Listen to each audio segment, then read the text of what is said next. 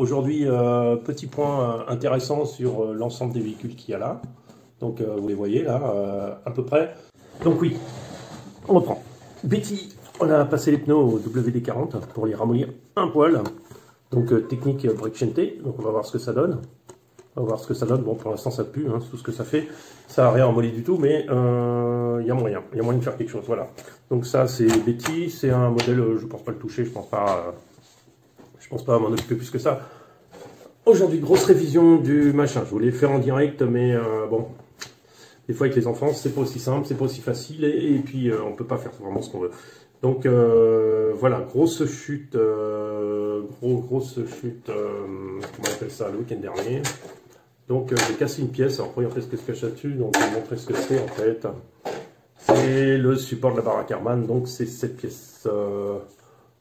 Cette pièce-là qui fait le support, Et en fait, vous avez la Karmann qui se trouve là. Enfin, je ne sais pas si vous voyez grand-chose, mais la fixation de la baraque Harman. Alors, qu'est-ce qui se passe? Bon, bah, j'ai racheté le truc complet.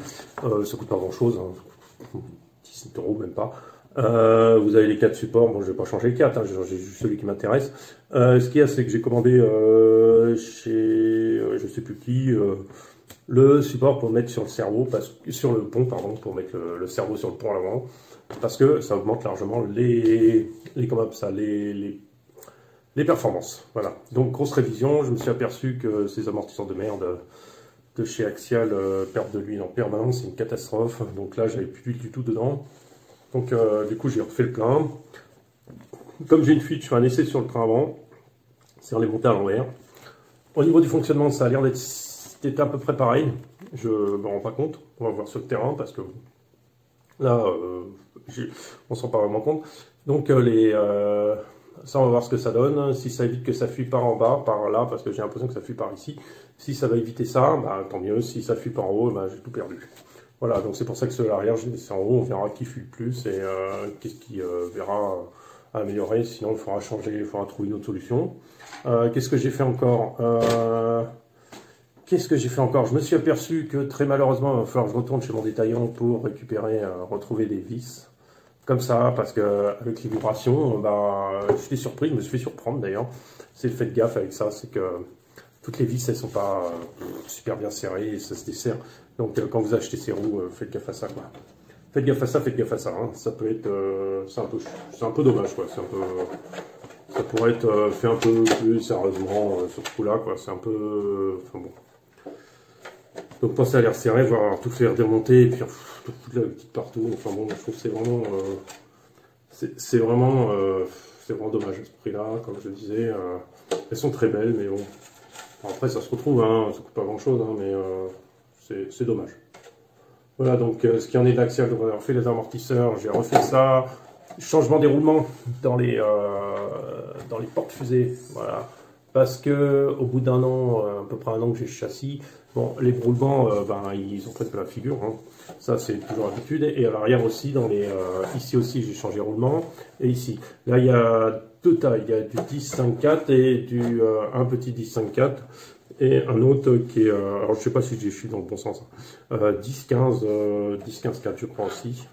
Et donc celui-là, heureusement, ça m'a permis de voir qu'il y en avait un qui tournait mal et l'autre qui était carrément bloqué. Donc ça, faites-le vérifier parce que c'est pas forcément évident de se rendre compte quand on roule que franchement les roulements ça merde. Donc il faut regarder un petit peu. Voilà, ça c'est pour l'Axial, donc ça c'est deuxième point. Troisième véhicule, puisque on fait la choix. Donc on va parler de celui-là, petit point. Donc là, dernière sortie, alors je suis surpris, il a quand même tenu un accu, donc c'était pas mal. Bon, il a tenu plus d'une heure en roulant, hein, c'est quand même exceptionnel. Je pense que j'ai jamais fait ça. Il y a toujours des ennuis en plein milieu du truc, il y a toujours un truc qui foire, qui marche pas, un truc qui se dessert. Enfin bon, soyons pas négatifs avec cet engin. C'est un de mes engins préférés, j'aime beaucoup. Les grosses roues, ça marche bien, franchement. Mika de Lyon, merci pour tes conseils concernant les pneus, et effectivement c'est les bons pneus.